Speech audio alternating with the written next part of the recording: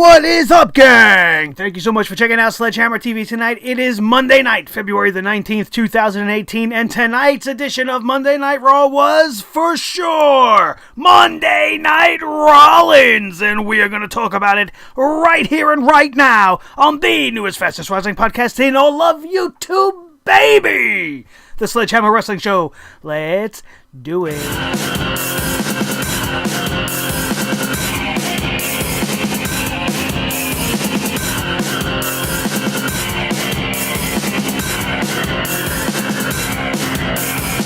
SledgeHammer Wrestling Show.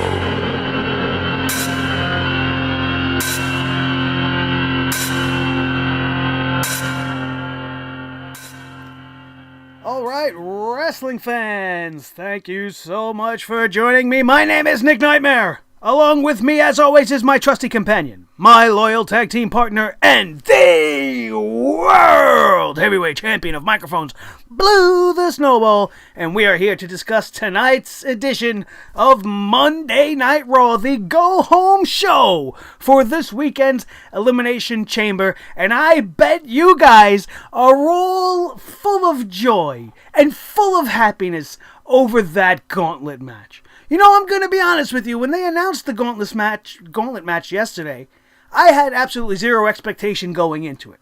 I thought it was going to completely suck balls, because before we even had this match, I already knew what the meaning of this match was. I pretty much knew what was going to happen, and regardless of the outcome of this match, nothing is going to change the outcome this Sunday at the Elimination Chamber, when Roman Reigns wins and ends up against Brock Lesnar at WrestleMania 34.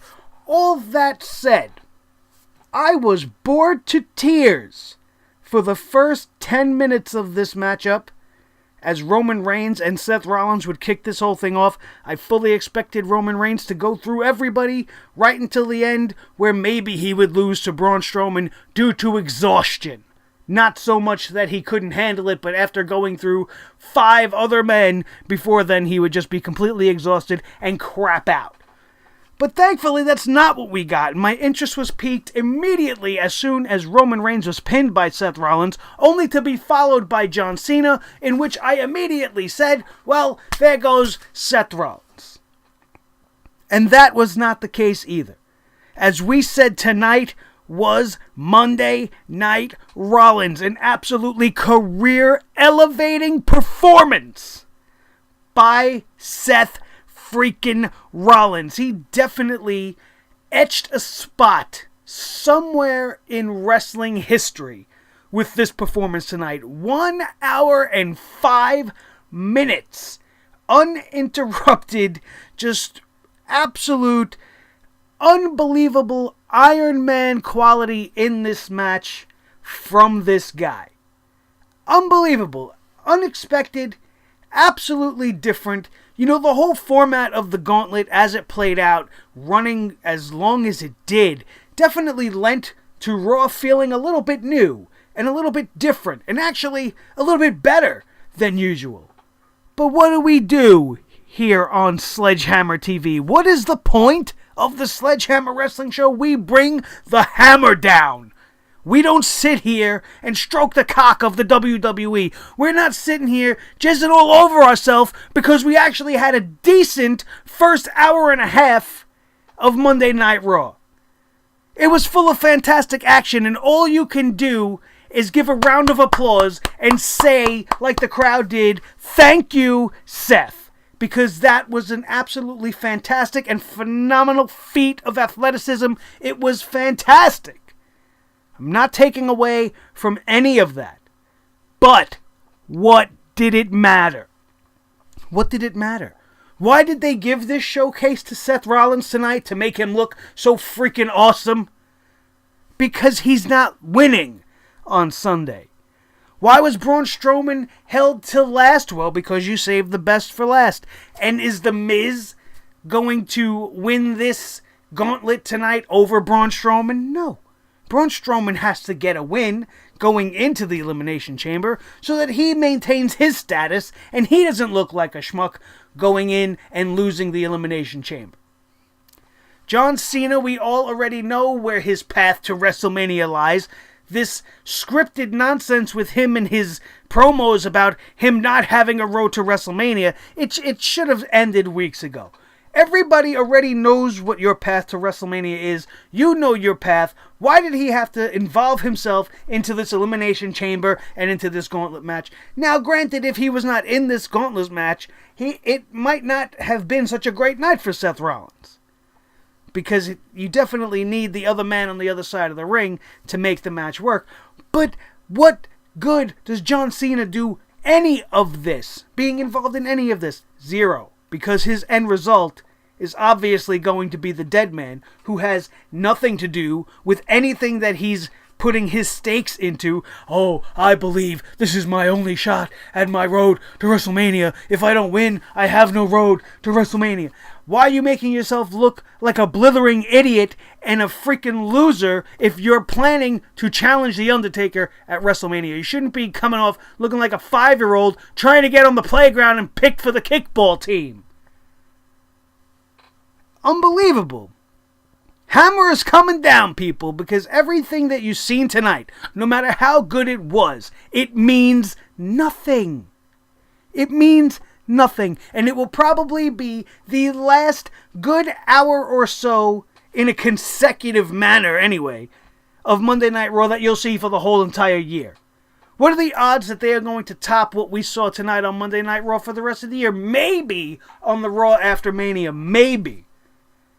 But everything that came after that, Seth Rollins' performance, was bullshit. Elias got in there with Finn Balor. The crowd didn't give two shits. The crowd was chanting, "We want Strowman." Of course everybody wants Strowman. He's the biggest, most over thing they got going right now. If the WWE was smart, they would change plans right now, especially with the way things turned out tonight, and make Braun Strowman your winner at the Elimination Chamber to challenge Brock Lesnar. The crowd was definitely into that. They're going to be way more into that than they are into Roman. The rest of this show was even worse than I expected. What did we get? We got a rehash of a tag team feud that I thought had ended. Titus Worldwide gets gifted another shot at the champions, and if they win, they get a shot at the champions. Why? What did they do different from last week to this week that now they deserve maybe a second chance? They deserve an opportunity to gain the chance. Because there's no other tag teams. Everybody else is locked up in the Elimination Chamber. So who else is going to fight the Bar? You got the Revival. They weren't on the show tonight at all. I would have much rather have seen the Revival versus Gallows and Anderson again than this matchup that we got tonight. You got 4 tag teams on Monday Night Raw. 2 of them we saw tonight. The champions, who should not be wrestling every single week, and the weakest team in the division, who shouldn't be being gifted a chance at these championships for absolutely no reason. And for Corey Graves to say at the conclusion of this match, when Titus Worldwide, for some god unknown reason, wins this match and beats the Bar again, which will lead to a title match for them, which they will lose again.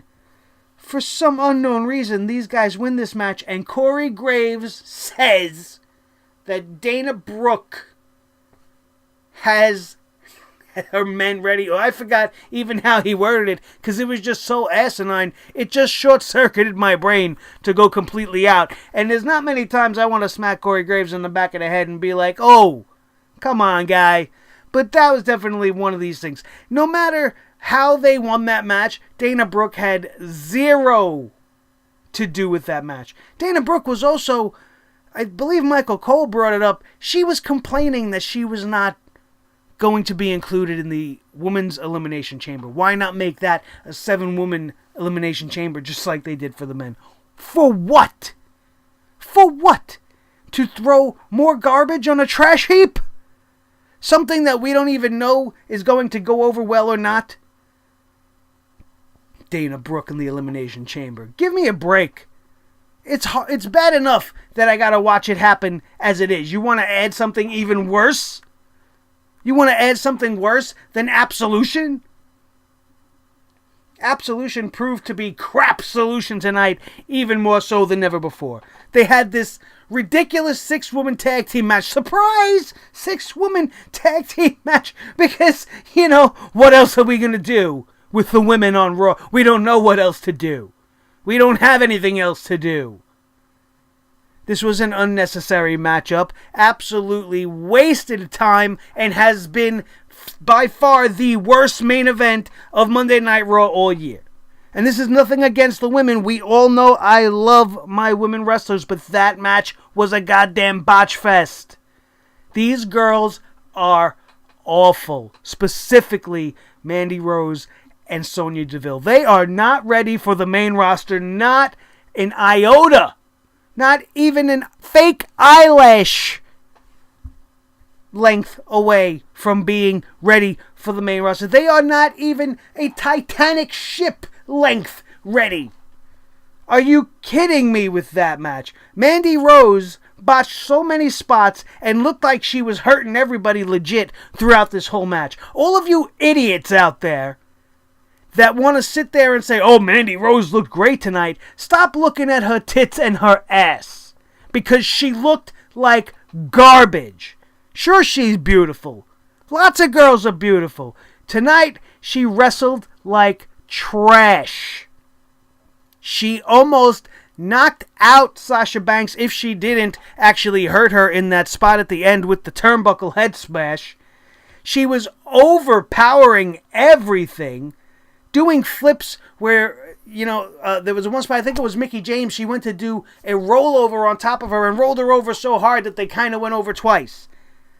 The way she was taking suplexes and the way she flipped Mickie James in the air on that in the back suplex looked like she almost broke her neck.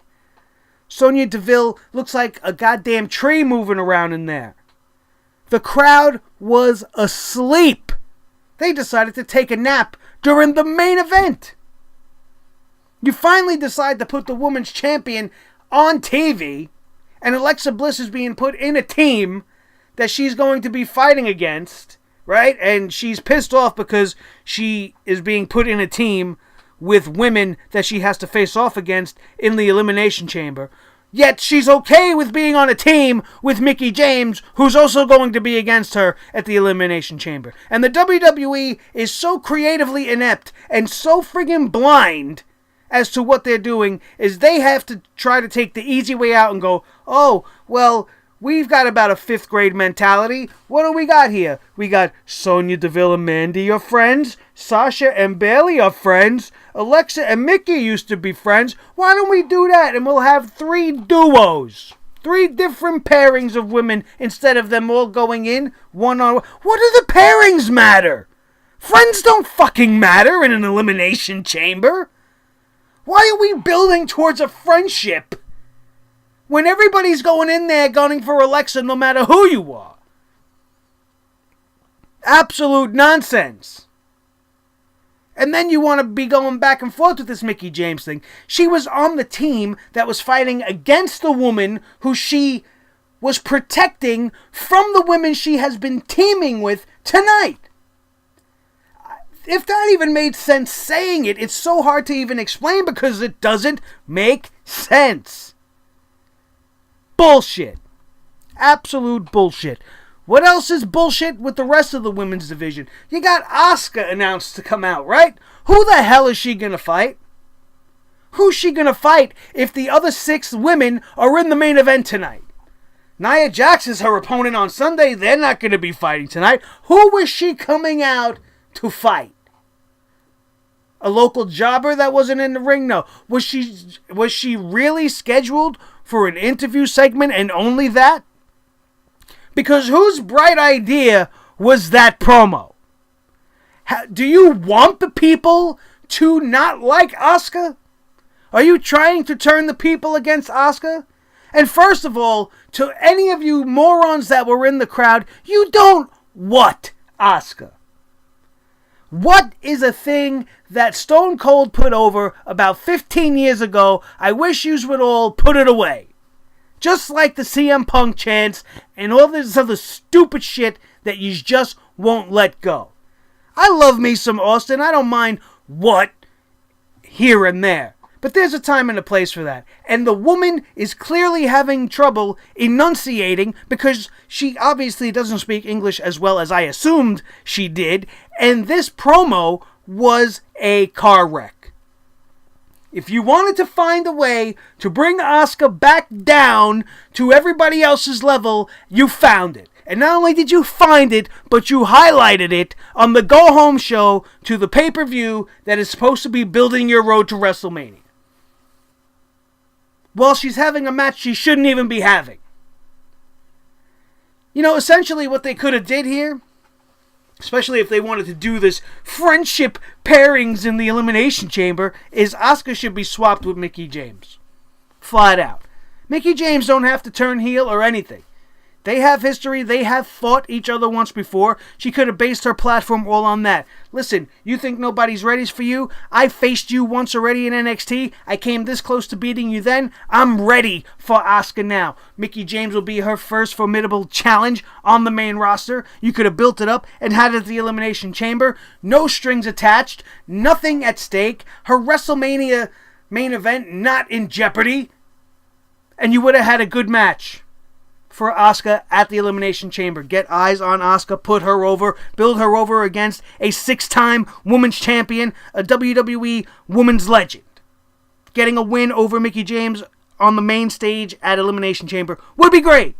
Would have been much better than a useless match that is going to do nothing but bring down the stock of Nia Jax because she's not going to win. And if the WWE decides to make her win, she then consequently ruins Asuka's WrestleMania debut and the WrestleMania main event for the women. So where is their good? Where is anything good happening? Hammer down. That's what we do, people. I call shenanigans on that bullshit. Unnecessary. If that's the best you had for Asuka tonight, to come out and struggle through a promo to get beat up by Nia Jax, which only is letting us know that Asuka's pretty much going to win on Sunday since Nia got the upper hand tonight, then you should have just left her off the show completely. Off the show completely. Have Renee Young in the back sit there and go, Asuka, this and that and the other thing and blah, blah, blah. What do you have to say? And you know what she should have said? No one is ready for Asuka. Done, and walk away. That seemed to be what got you to the dance with her. It was working.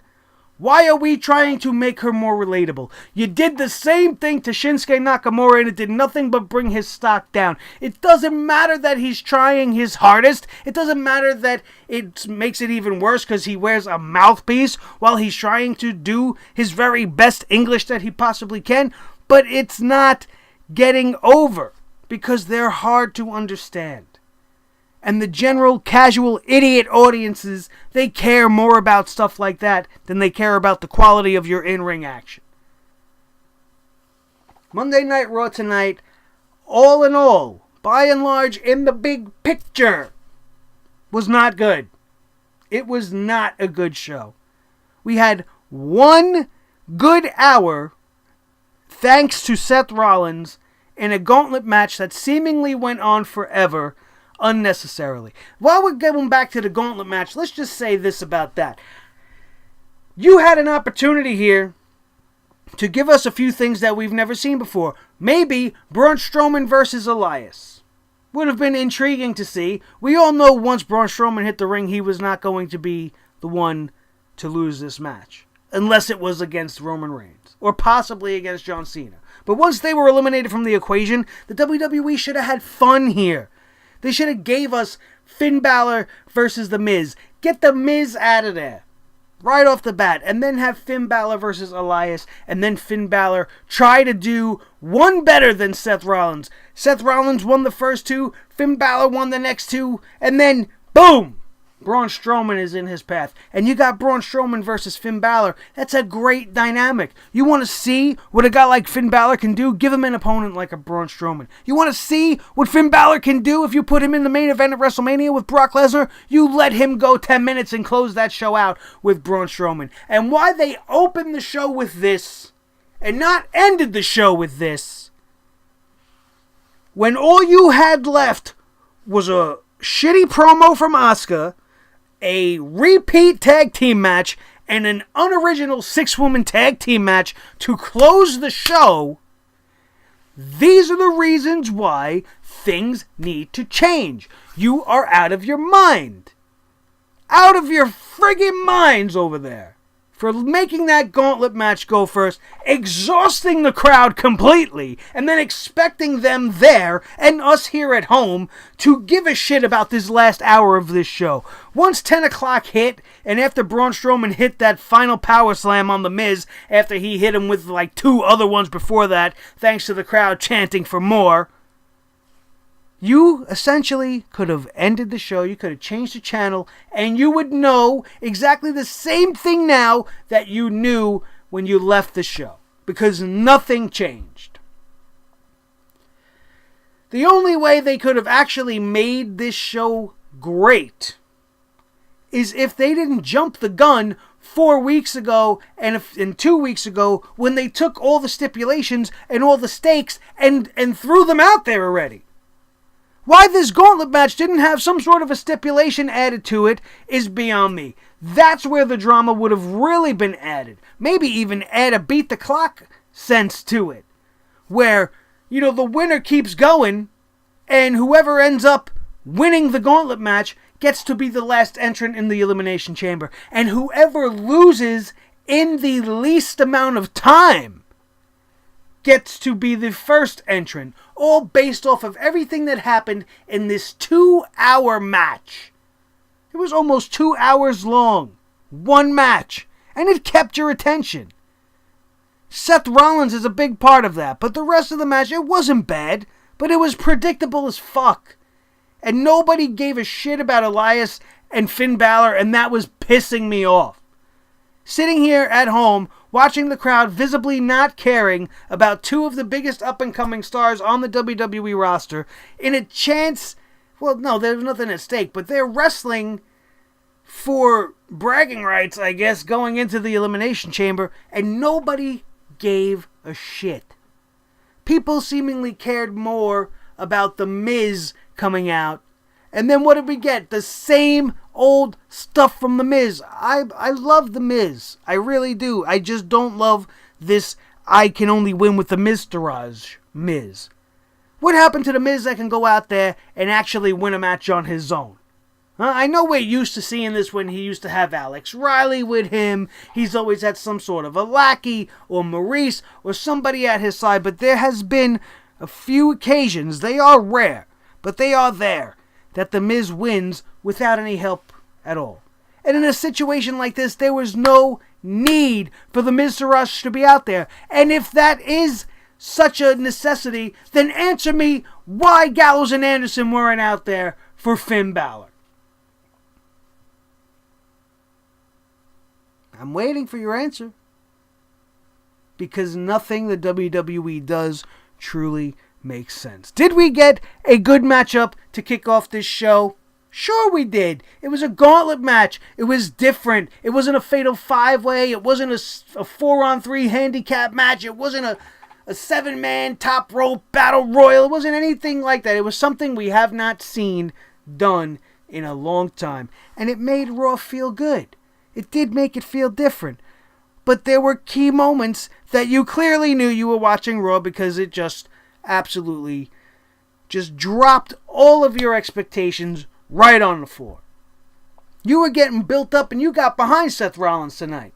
He had a legend-making night tonight. That man definitely made himself one of the, or proved himself to be one of the best the WWE has.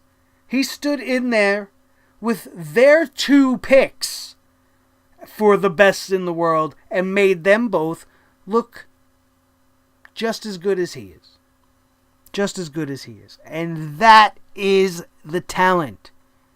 Seth Rollins brought Roman Reigns to a good match. He brought John Cena to a good match. They all worked well together. But once Seth Rollins was pinned by Elias, the wind was seemingly sucked away from this, and the rest of it just felt like silence to me, man. It was like watching silence, because I kind of already knew what was in the card. Once Roman was eliminated, it actually set in stone the fact that he is going to win the Elimination Chamber this coming Sunday. And I only give them props on at least being smart enough to do that, because imagine they let him run the gamut and they let him win this gauntlet, and then he went in to win on Sunday. It would just really give us all more fuel to throw on the Roman roast fire that we like to throw seemingly every Monday night. We've kind of been lightening up on him a little bit. It may not seem like that to some of you guys, but I've been trying to take things with a grain of salt. But when it's so blatantly obvious, it's hard to not call them out on it. That was Monday Night Raw, man. That was it.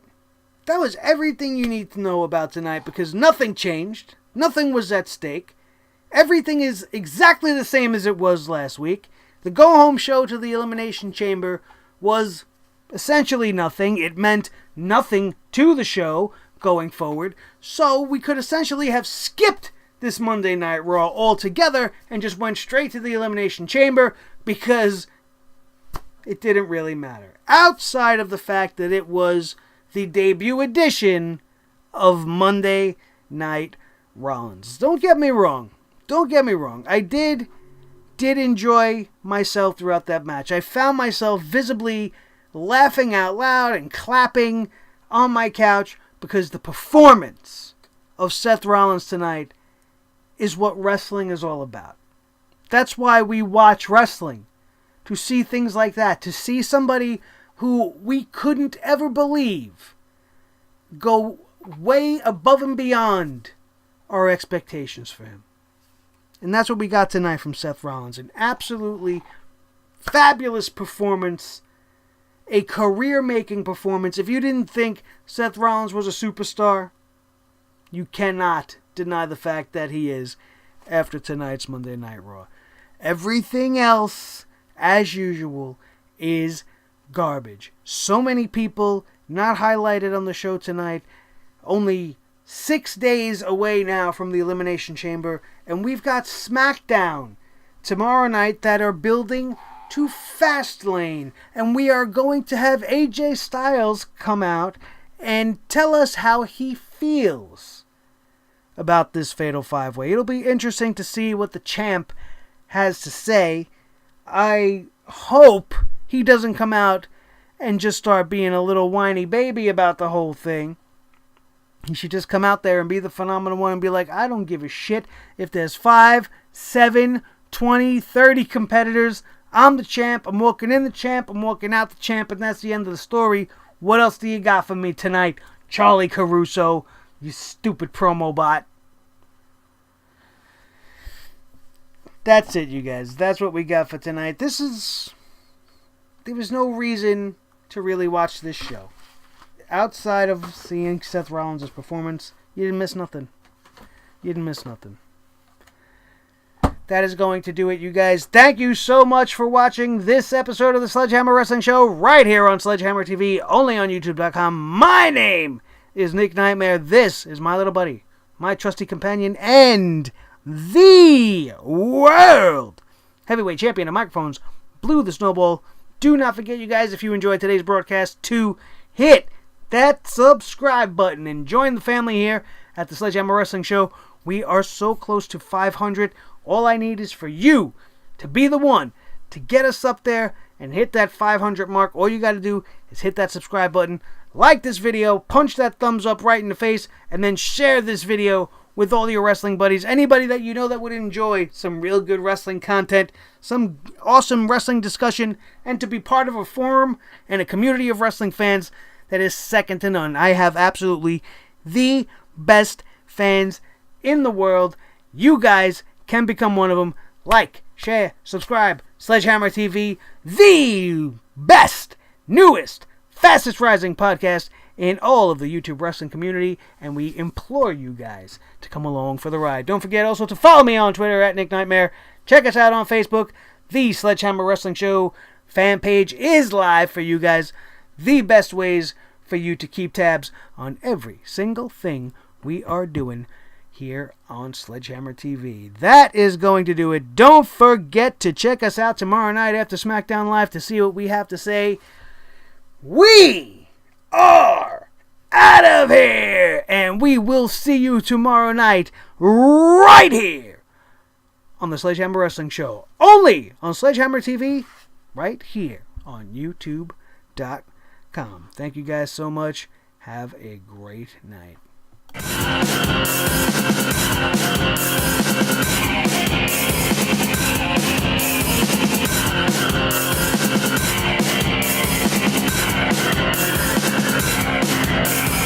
The Sledgehammer Wrestling Show.